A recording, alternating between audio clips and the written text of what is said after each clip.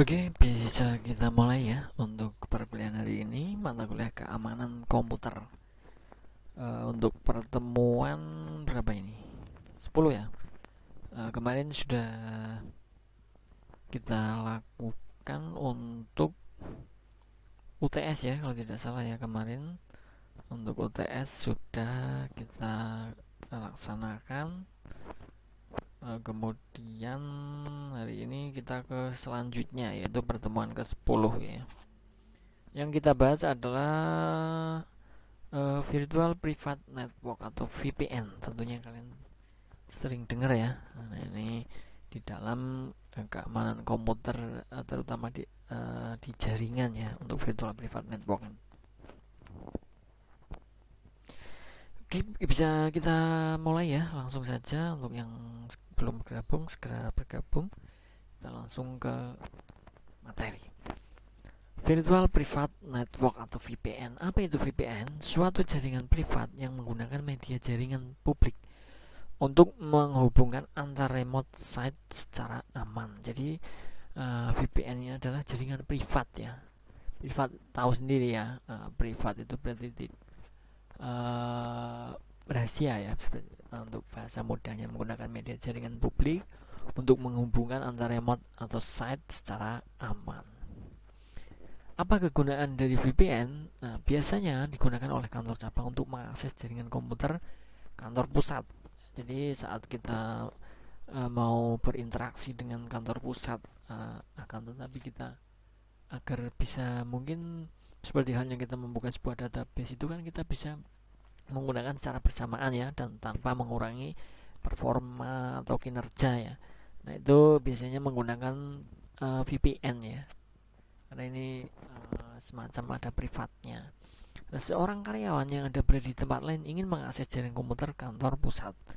Nah, itu ya. Jadi misalkan kalian bekerja di sebuah perusahaan di Semarang misalkan, kemudian untuk kantor pusatnya ternyata di Jakarta. Nah, itu bisa digunakan seperti halnya seperti itu ya.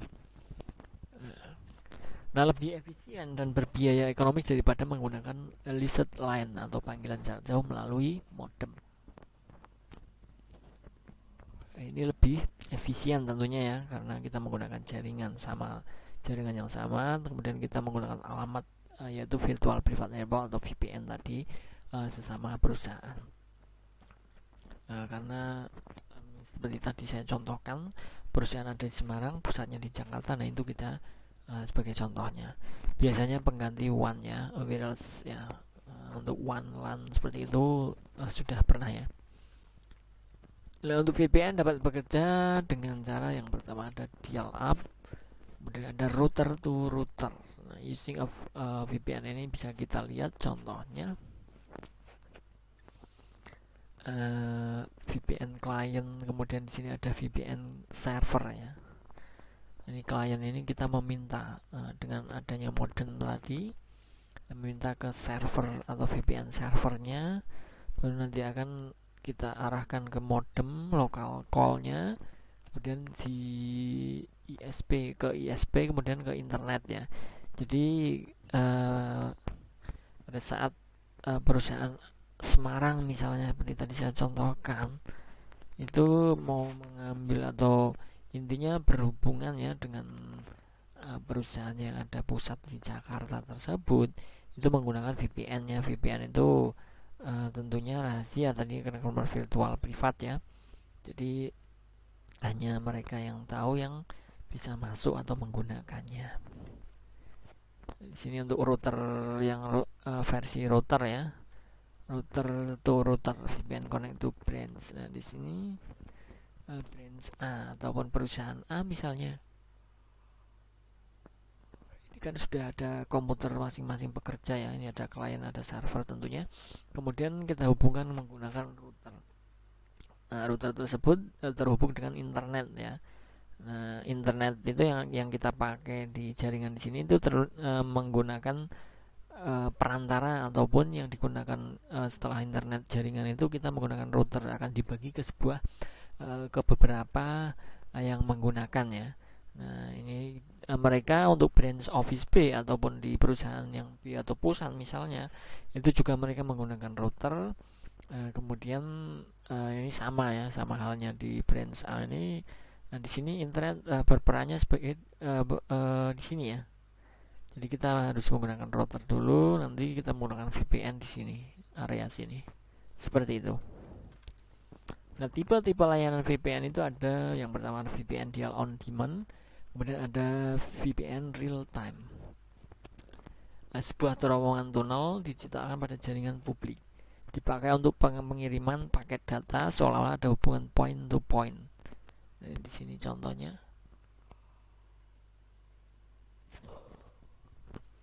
Virtual tunnel ya, jadi sebuah terowongan ini namanya, antara remote client kemudian ke server.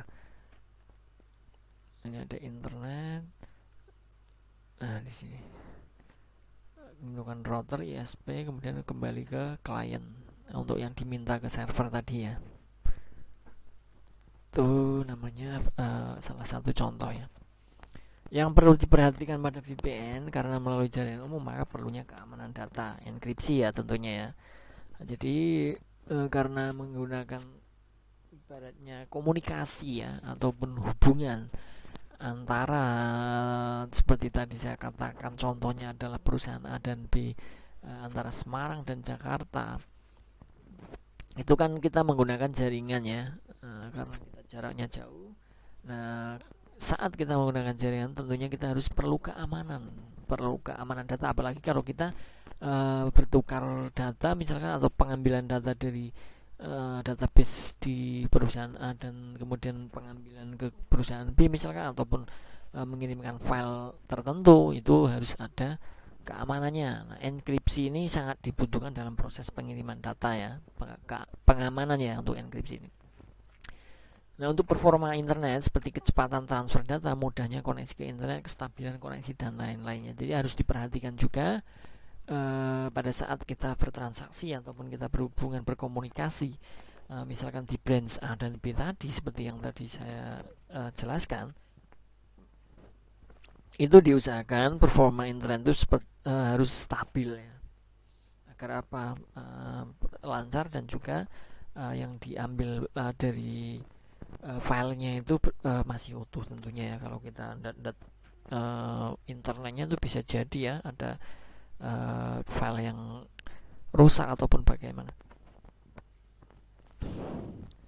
ataupun yang kurang. Ini sedikit lebih lambat bila dibandingkan tanpa VPN, karena adanya proses tunneling dan enkripsi deskripsi.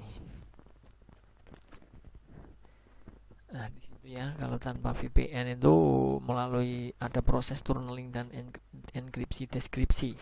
Seperti halnya kita pengiriman keamanannya, itu tentunya kan ada plain text dijadikan ciphertext dulu, nanti dienkripsi dulu, baru dideskripsikan kembali. Nah, itu contohnya. Jadi memang kalau menggunakan VPN akan lebih cepat ya dibanding tanpa menggunakan VPN tadi ya. Itu yang perlu diperhatikan pada VPN. Yang dibutuhkan untuk membangun VPN apa saja? Yang tadi ya, ada tunneling, enkripsi, atau deskripsi ya. Tunnel ini koneksi point to point secara logik dengan autentikasi dan enkripsi. Butuh protokol sehingga seperti point to point. Ini contohnya gedung A dan gedung B. Saat transaksi ataupun hubungan tadi melalui tunnel ini ya. Jadi sebagai pengamanan juga ya untuk access point. Untuk enkapsulasi, paket yang akan melalui tunnel dibungkus dalam satu paket baru di dalam tunnel tadi ya. Alamat ujung tujuan terowongan tunnel endpoint diletakkan di destinasi address paket baru. Nah, sampai di endpoint, paket baru dibuka dan paket lama dikirimkan ke tujuan akhir. Seperti itu kira-kira ya untuk enkapsulasinya untuk pengiriman data melalui tunnel tadi. Nah, untuk protokol tunnel PPTP atau point to point tunneling protocol ada L2F, L2TP, IP security protocol. Untuk yang pertama ada point to point tunneling protocol atau PPTP, mengenkapsulasi frame yang bisa berisi IP, IPX atau NetBEUI. Nah, ke dalam paket IP ya. Nah, dibutuhkan IP untuk tunnel. Untuk layer 2 formatting atau L2F dikembangkan oleh Cisco menggunakan ATM dan frame relay, tidak membutuhkan IP untuk ini ya. Jadi nanti silahkan sebagai PR kalian dikembangkan ya. Layer 2 forwarding itu apa sih untuk lebih lengkapnya. Ini saya hanya menjelaskan untuk poin-poinnya saja ya, karena kita untuk perkuliahan seperti itu saya tidak memberikan tugas apa tambahan, tapi saya hanya minta kalian dikembangkan ya untuk materi dari saya ini.